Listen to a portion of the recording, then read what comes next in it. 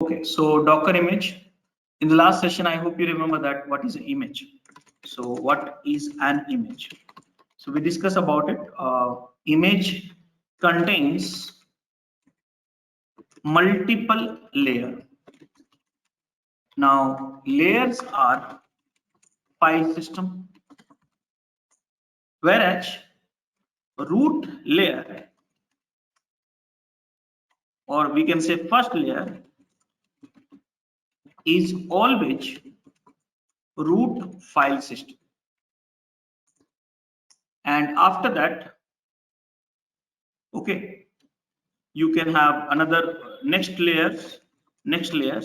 You may have it anything. You may have applications and so on. Now also I discussed here what happens when you create a container.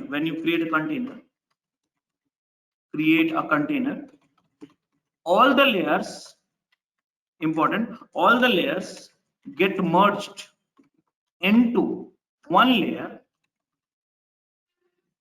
and that merged layer get attached to container. Okay, this was the something we discussed last session. So let's check it out. How many images we have? So here Docker, I need to be root for it. Now let's say if you don't want to run as a root, so Ubuntu user, you can add it in the Linux group called Docker, and then he should be able to run the command Docker command. So Docker images, and if you see that how many images we have, Ubuntu and HTTPD. Now I would like to check how many containers I'm having. These many containers. So Docker RM, and all this container I'm deleting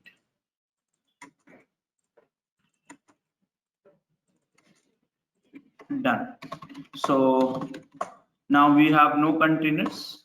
Now I'm deleting the images also. So Docker RMI, I for deleting an image, and done. So now you have no images. Of course, you will not have any containers. Now I want to go back to the directory structure, which is here. See here, Docker root directory, var lib docker. If I go here, I see multiple directory structure which we should understand. Okay, so I'm inside this directory, and here we should understand. So first thing, what exactly this containers? So remember, this directory will contains meta info of what? Meta info of container, not a file system. Remember, meta information, environment and stuff like that. This directory, if you see here, will contain the meta info of image layer. Okay, so this is for the runtime, this is for the meta information. For example, environment is a meta information. Okay, now this directory will contain the network, what you created. That's a networking is the next topic which I'm going to talk about it. Now this directory is the one which will contains all file system of layer. Okay, this is important. All file systems of layer. Okay, and here this directory will contain all the volumes of the container. Okay, so here these are the few important directory which we have. Out of which this is important. How do I know overlay 2 is containing all the file system? So if you see the Docker info, storage driver somewhere here, see overlay 2 directory. If it is something else, then you have to go into something else. Remember that, do not get confused. This directory do not contain any file system. This one, containers, images and all, do not contain any file system. It just contains the meta information, runtime information for the images layer and containers. So this is the introduction of it. So of course, all the layers will be inside this directory. Now guys, there are two kind of layers actually. There are two kinds of, where's my page? So there's a two kind of layer. Two kinds of layer. One is meta layer, one is data layer. Meta layer means, for example, layer which has certain something like env, cmd, entry point, okay, all these things. So env, cmd, entry points, we have let's say port specifications, so all this is called meta layer. This is not having any files but just a runtime environment. But data layer means it will create anytime when you download any files or copy any files inside a container or layers, then you will create a data layer. This will be having stored, this will consume the size, this will not consume too much of size. Okay, now let me show you example of it. One of the image, I'll take it up. So one of the image I'm downloading right now in front of you, and that is called Docker pull Jenkins. Is one applications which is for CI, and I'm downloading it. There's some problem. Jenkins. There's a mistake. You can go to the hub.docker.com and get the right path also. And I'm downloading it. Now you see that here in Jenkins image, you have so many layers actually. So many layers.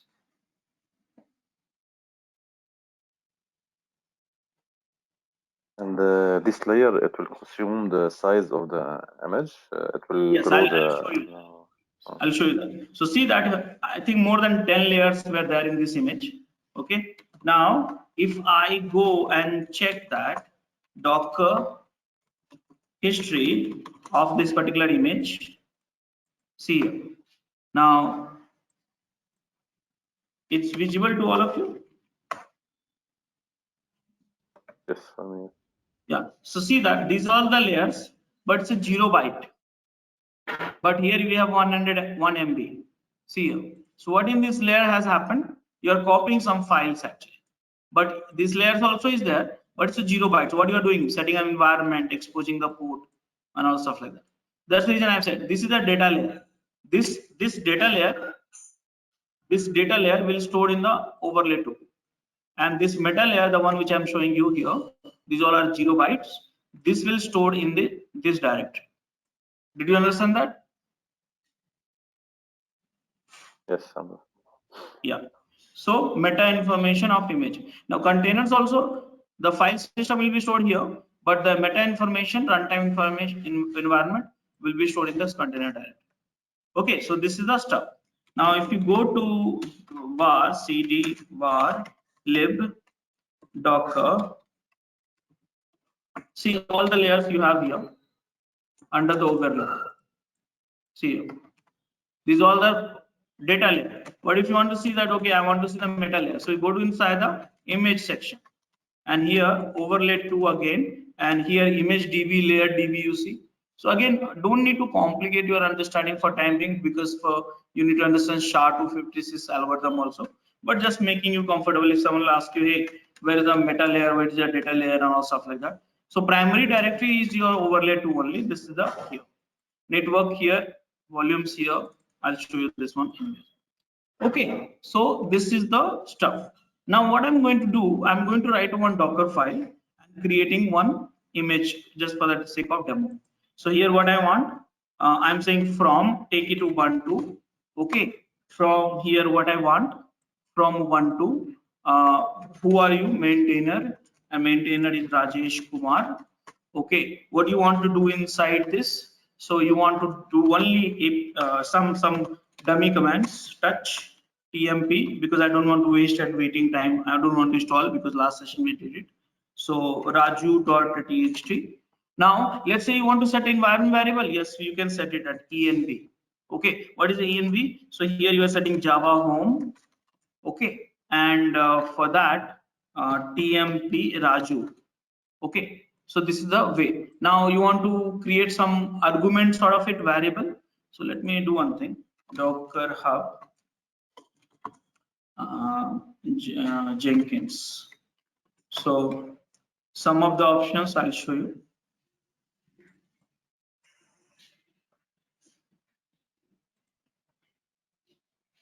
So here, let's use this one. Okay. So there's one variables I'm setting up in the Docker file with arg. Username is user and variable is value is Jenkins. Now, how do we use this? So I'll go here, run user add is Linux command, and here dollar curly braces user.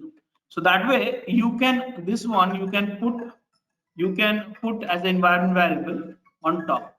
So somewhere in this here, which can be maintainable and get it done.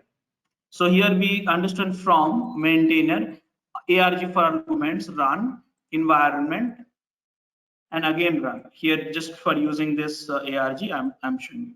Now here you can put multiple other stuff also. Let's say copying file. Okay, so copying from the current directory index.html and you want to copy to where? So tmp directory you want to copy. So like this you can put it up. So these are the very popular one, copying the from the current. It can be directories also. Okay, this is for run, this is for environment, this is for run, yeah, arguments, maintainer, and blah blah blah. So I'm using from the base machines like that. So if you see that it's any this is a production file, you see that from run arg so many environment so many run again run environment. This I'll teach you a little bit later, and run all this thing. You see expose. This is for the port. Port expose means when you want to expose internal container with the external container, then you can do that. If you want to run some containers using the some specific user, see here user here. So earlier so far till here, understand that your containers were running using the root user, but here you changed it this user. Why I could change it? Because here I created that user, so I can run that user and done. Copy entry point. Entry point is important, which is I'll talk about a little bit later. So this is the way you have to write your Docker file. Are you able to understand this? Yes. So yes, let me try. Put this one here and go to my home directory. Don't touch over there. And here mkdir doc cd doc vi Dockerfile. Enter. Paste it. Save it. Now docker build command, you know that last session I showed you. Docker build -t Raju dot, and there's some problem here. There's spelling mistake actually. Maintainer main TAIN maintainer, correct? Yeah. Save it. And you see that it will be happening fast because I'm not doing too many things. And there's a failure you will see. Why it got failed? So there's some failure in the 6 steps. Look at this. So let's troubleshoot now.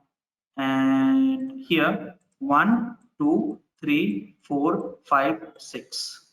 So this one is a failure. I was not expecting. Oh, see, did you find out what is the problem? Curly braces. This one. Okay, so now guys look at this. One more thing, if the layers has been built, it will not be rebuilt again. Why? Because it will be using from the cache, so that way you can save time. So I think 5 layer I was built here, only this 3 is pending. So I'm building one more. See here, look at this, cache, cache, cache, cache. Now it got built. Now again in the 7th one it got failed. Why? Because here you are copying some file which is not exist in the current locations. So touch on creating fib file index.html. I did this. Now again I'll run it. No problem. It's a safe to run. And you see here successfully built Docker images. Here you have Raju, and the size will not be too much. Now we want to check this Docker history in Raju. Now one thing I would like to tell you, every lines of Docker file, which I stated last session also, every line of the Docker file will create one layer. Mind it. So here you see that here this is the one which is a Ubuntu, okay, 7 days ago. Now these all are mine layers actually. So if you want to minimize the layer, you can use the double ampersand and stuff like that, and you can get it done. Are you understanding? Yes. Now you see that only copying I'm doing only once. So this is the data layer. All these are meta layers. So if you see that here, ls var lib docker and overlay, here only one directory will be created, and it's very difficult to now correlate. You can inspect that. You can inspect that and find out which layer is that. But here it got only one created. This is the data layer. Okay. So now this is the one. Now what I'm going to do, I'm going to validate. So Docker ps-a. I'll delete this container which got created for Docker rm. And now I'm going to run this my image which I created, Raju. So Docker run -itd Raju, and here you have one container, and now this is the container. Let's validate Docker exec and this container. And now what do you want? I want to check that whether this file got created or not, tmp. So ls tmp. See that file you have it. I want to check that whether environment variable you have it or not. So env, see here Java home. I want to check that user got created or not. So here more etc pass wd, and you see that last line Jenkins got, and you want to check that tmp file got copied or not. And here ls tmp index.html, and you want to check that the container is running with the Jenkins user or not. See, understood now? Yes, understood. Hello? Yes, understood. Hello? Yeah. Understood. So yes, this is a very easy to write. Don't worry about that. Now that the most important thing which we have in this file, which is called entry point and CMD. So what is the entry point basically? Very simple. Question is very simple, and that is how to create PID1. That is a question. How to create PID1? See here, this is the PID1, right? Remember that rule of PID1? I said very clearly, as long as the PID1 is running, container is running. As long as the PID got exited, container will also get exited. So remember that rule. So question is how to create a PID1 of the container, basically runtime. How do I do that? So these are the two ways that are there: entry point and CMD. So if you see that any images, you will see only these two options: entry point and CMD. Let me show you. See here in this image. Here, this is the Jenkins image, which is a application image, and they have used the entry point here. See here. And I'll show you this Ubuntu one, Docker Hub, Ubuntu, Dockerfile. Go for any latest or something here, and see here. This is used. So you have to use it. If you want to run a container, you have to use a CMD or entry point. You cannot ignore it. So did you understand that? Yes. Now the question is, what is the difference between CMD and entry point? So understand that using both you will create PID1. But you know what? Understand that CMD can be replaced during runtime, container runtime. Entry point cannot.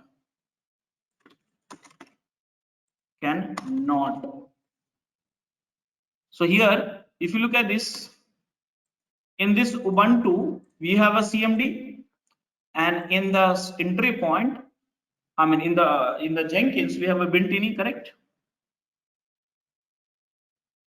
Correct. Yes. So here I said CMD can be replaced. Let me do that. So here, Docker run Ubuntu and Docker ps-a. See that this container got exited. Why? Because it could not hold it. So it ran and then exited. That's a different case. Why it got exited, I have been repeating multiple times. But here you have PID1 bash, and see I'm replacing right now. See, ls I did, it worked, and after that, you see I replaced it. Because I'm using Ubuntu uses CMD can be replaced. It worked, run and exited. Why it got exited? Because ls is not running in the foreground. Okay, so how to create an image that you have to run something. So this was not applications, so you don't need to run it, just display the output and come out of it. But here now, see here, Docker run -d Jenkins. Now this one applications, enter. Now Docker ps-a. See here, Bintini is running, right? Here, if you see that Bintini, here as Bintini. Here, so this image which I'm showing you, little different version, but it's the same product, different version. So here they are using Bintini entry point. Now can I replace it? See here, I'm trying to replace it. ls same way, and you see here, it could not get replaced. See here, it got exited because the ls is a wrong parameter to the Jenkins image, but you see it did not get replaced. So one of the major difference is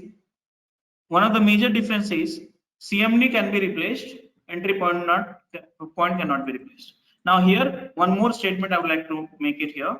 So any command passed to entry point added as the argument. Now I don't know whether you understood or not. So let me show you here. This is a entry point. Okay, this is the entry point. Now you pass ls. Okay, you pass ls here. Look at my screen. Here I pass ls to the command. It's a command to the entry point image. So what will happen? This will become to this one. Did you understand that? It will become arguments actually. So for this is executable, argument 1, argument 2, argument 3. This is a valid argument or not valid, that's not a question, but it will be added as a arguments. Make sense? Yes. Okay. Now there's a few more scenarios I would like to tell you. What about you have a CMD, 2 CMD, we will have it. So which one will be taken? So you must try it out all the scenario. If you have a 2 CMD, last CMD would be taken. Okay. If you have 2 entry point, okay. So which one will be taken? So last entry point would be taken. Last entry point would be taken. If you have 1 CMD and 1 entry point in your Dockerfile, which one will be taken? So basically entry point will be taken. Entry point will be taken plus, okay, the spelling mistake, please ignore it. Entry point and then CMD will become argument. Makes sense? The same thing which I said here. Yes. But I have a question, please. Here, but the functionality of CMD and entry point, they are the same, correct? They are executing comments and the container. The functionality, I'm talking about the functionality. That will be decided. This will be decided by the developer of image. So here I said here this entry point and CMD can be anything. You can literally make it anything. For example, see here. this depends on your applications basically. So this was the file which I run it, and here I'm making CMD, and here I'm making ls. That's all. Okay, so now your CMD will become a ls. I mean PID1 will become ls. Now here instead of CMD ls, you can add something which can run your applications. So that's the reason I'm showing you. Let's say Ubuntu guy said, hey, I want to run bash. Jenkins guys is saying, hey, I want to run Bentini. Okay, so if you see that Apache, I mean in different organizations, depends on developers. How do you want to run applications? So different product, different specifications are there to run it. So they will decide what they want to run. For example, Apache I'm showing you. So see here, go here, bottom sections, and see here, they are running this HTTP background. So using this HTTP foreground, actually, this container will keep on running, never exit. So depends on that what you want to run. Again, it's a conditional questions. Depends on your simple thing. How can you run your applications in a VM? Same way you have to expose that in the container. Okay. Okay. For example, I'll show you a few more examples. So Docker Hub example, Dockerfile example, Debug.school. So here, see, so in this guide, I have written multiple Dockerfile. Look at this here, CMD. Look at this. So this will keep on running. It will do update, install some TJS data, install some Git, install Apache 2, and this will be set the CMD Apache CTL. Here again, if you see CMD hello world, just it will print then and exit it. Here it will just win echo hello. Okay, and here Apache CTL again foreground, and then echo. So you can set basically anything what you want to behave. Understand that very simple line. The container which you want to behave, you have to set the CMD entry point accordingly. You can set MySQL also. You can set a Java also. You can set a Python also. Let me show you the Python image. Docker Hub. So here using this, you can run the Python actually. So here. This is the latest. Where is the latest? You just go for anything. I mean, for the sake of it right now. And look at this bottom sections. See, they are learning the Python 3 actually. So if you run the Python 3 and if you pass any parameter, for what parameter you should pass for this? So you will pass something like this, Python 3, and the parameter will become your script.py. So for example, you will run Docker, run Python, and this one. Got it? Okay. Got it? Yes. Okay, clear now. So it depends on that. It's an individual call for the developers who's creating an image. He has to decide what he wants to run as a PID1. So it's conditional question. It can be Java, Python, Perl, Ruby, Bash. Your some sort of shell scripting. See, Bentini or Jenkins guys are running some sort of shell scripting, which is you see. But shell scripting will run and exit to avoid that they're using additional utility, which is called Bentini. Okay. Okay, so this is the image creation process. Any questions so far you have? For me, no, it's okay. It's clear. Okay, so now I'm going into the Docker volumes. What is a Docker volumes? Simple. Containers are inferable. Simple. Inferable means once the container is gone, the data which you have written inside a container is also gone permanently. So if you stop the container, you will not go the data. You can get back the data. But if you remove the container, it's gone for forever losses. So because of this nature, how to make data of the container persistent? That's a question, that's a problem which we have to solve. How to make it? The answer is volume. Simple. Volume. There is one article I have written, tutorials. For any tutorials, if you want to find out, just type anything. For example, Docker volume, and type Debug.school. So that way you will get it immediately. So for example, see, this is one. Here we have some examples also, but this is the one I was talking about. So like that, you can search for any tutorials. If you don't find anyways, you can buzz me on the WhatsApp group and I'll help you. Okay, so the answer is how to make the data persistent. The answer is volume. Now these are the three kind of volumes which you have. One is the volume itself. Another one is temp fs and mount fs, and a third one is temp fs. Okay, now you'll see, then you'll ask what is the difference. So using all three ways, you can make the data persistent across the in the container. If that container is deleted, data is not deleted. That's the objective. But the question is where it's getting stored. So if you use the volume type, this is getting stored inside var lib docker volume. That's all. This is the location. If you use this type, it will be creating here. Now mount fs, it will create it anywhere in host, and here this one will be in a temporary in a memory. That means these two we can use it even though you have a system restarted.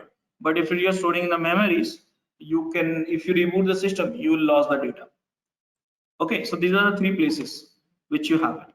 So can I work with the Docker volumes? So let me see that. Here the screen, Docker volume ls, listing out all the volumes. Now I have two volumes created. Now this I did not create it. Why it got created? So if you look at this here, Docker ps-a, I had run basically two Jenkins. Remember? Here you see that. Yes.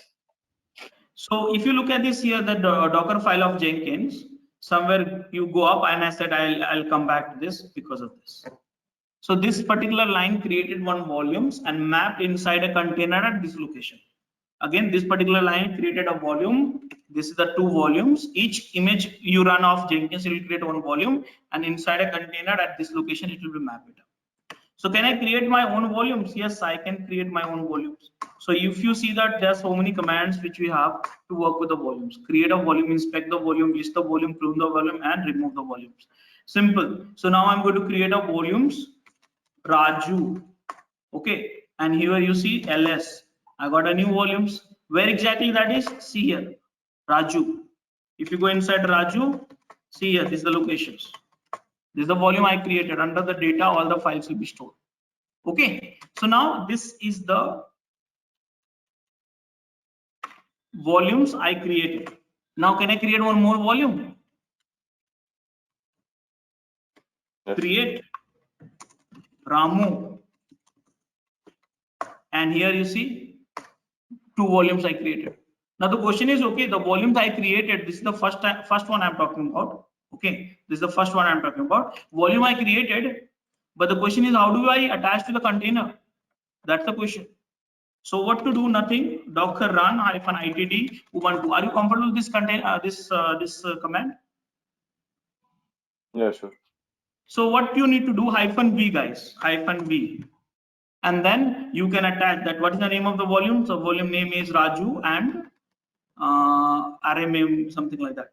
So I'll use the Raju, and where inside the container you want to mount it. So under the temp, I want to mount inside the container Raju. See here, this is the volume which you are attaching to the temp Raju, and enter. Now Docker ps. Now this container is running.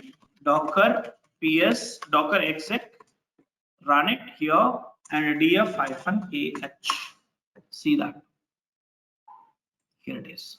ls-temp. You do that. See here. That means any files you store in the TMP Raju will be stored in the Raju in the physical machines, physical boxes, which is somewhere here. Let me show you. So right now it's empty, right? Now you see that here I'm storing some files in that. So touch TMP Raju hey1.txt. I'm creating inside a container. You see here. I'm creating here dot hey.2.txt, I created here, you can see inside a container. ls tmp Raju. Understood? Now the container is deleting. I'm stopping the container and I am deleting it.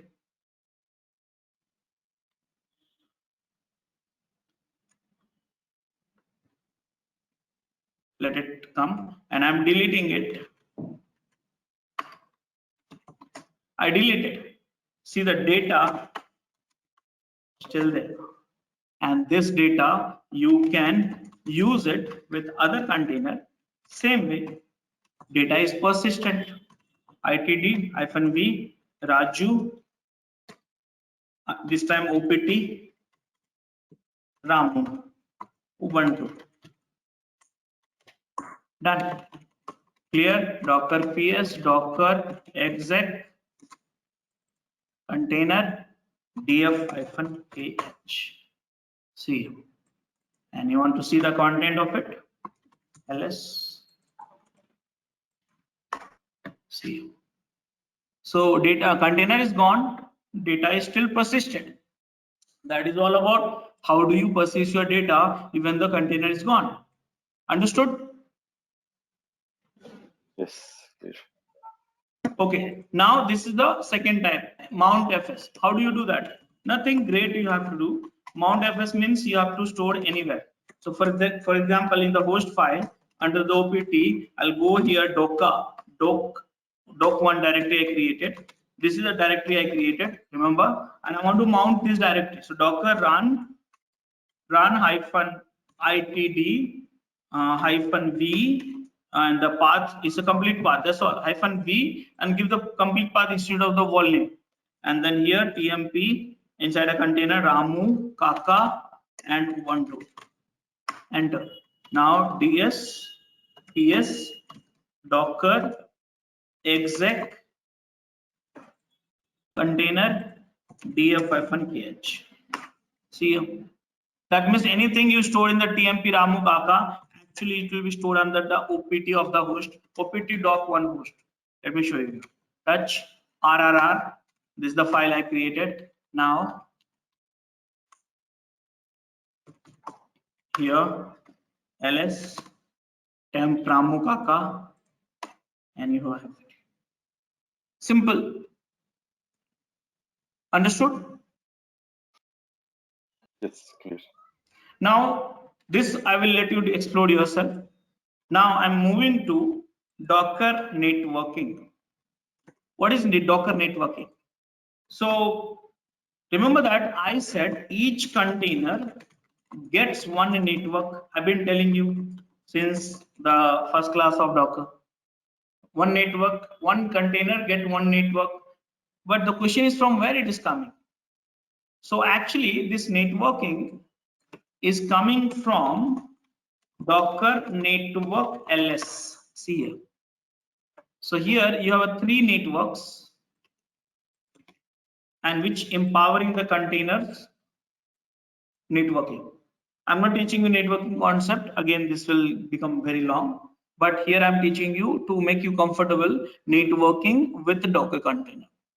So right now, you know what? This is the driver bridge. This is the host and this is the null. Now you'll say, Rajesh, what is the null, host, bridge? These all are the networking driver, very popular in every world. In the physical server worlds also, we use this networking driver. In the virtual machines also we use it. Containers also we are using. Kubernetes also you are using. If you go to the vSphere, VirtualBox. Let's say I'm opening up this one here.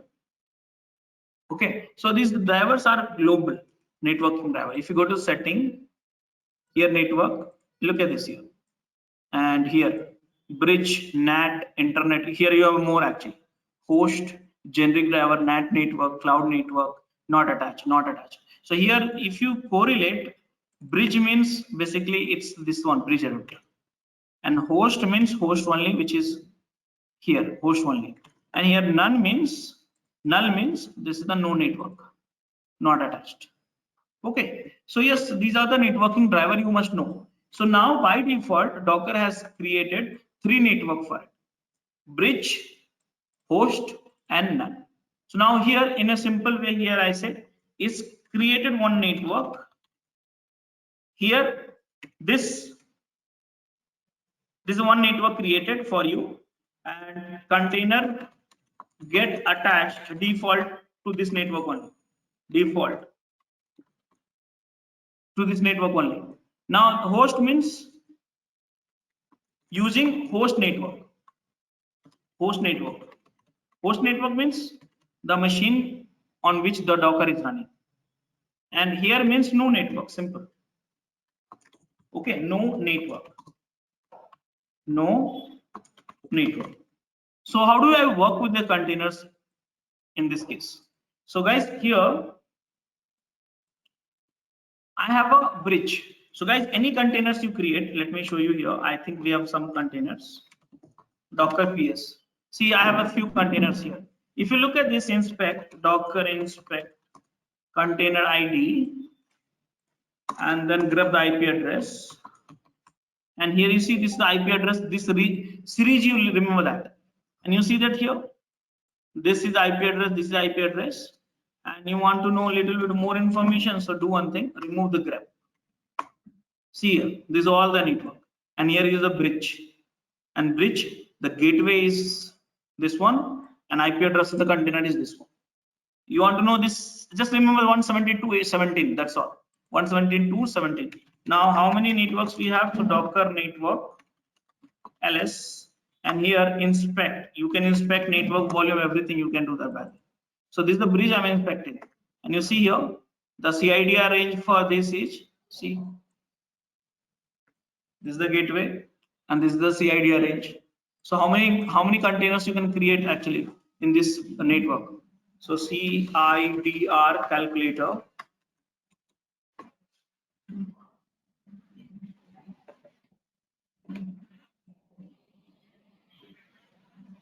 See, 65,000 containers you can create in this range. Okay, so this is the network which we have. So can I create one more bridge network? Yes, I can create. So Docker network ls. Right now I have a 3 network. One of these is a bridge. I'm going to create what network? Raj network. Enter. See here. Now Raj network by default is a bridge only. So like that you can create a more network. Now if you inspect this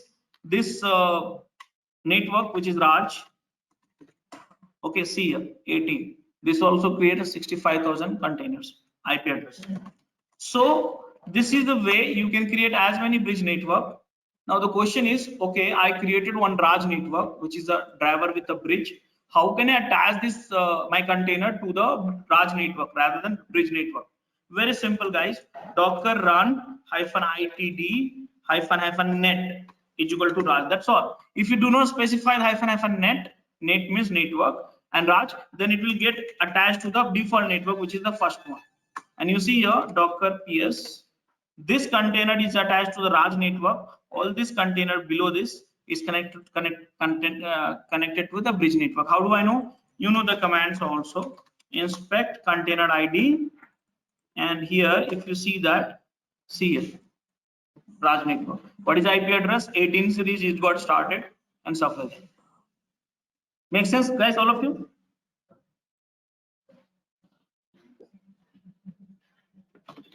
All of you? Yeah, so we have a many commands for it. So create command, list command, you can delete the network also using the prune or rm.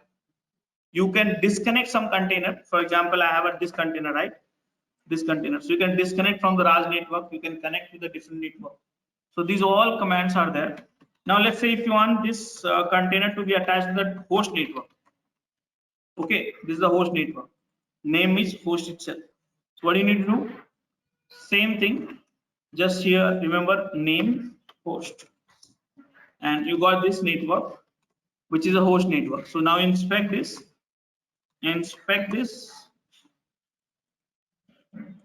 and spelling mistake actually.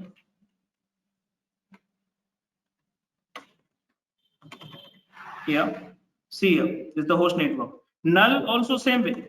So now guys, if you remember this has a lots of option, and you have to try a lot. Here, in the run, you can connect the network, volumes, environment variables, groups, DNS entries, lots of CPU, RAM, many things you can do that through the run command. So you can decide many things of runtime, like a volume and network. Just now I showed you. You can do environment also. You can select the RAM. You can decide the CPU. All this thing you can allocate to the container. Understood now? Yes.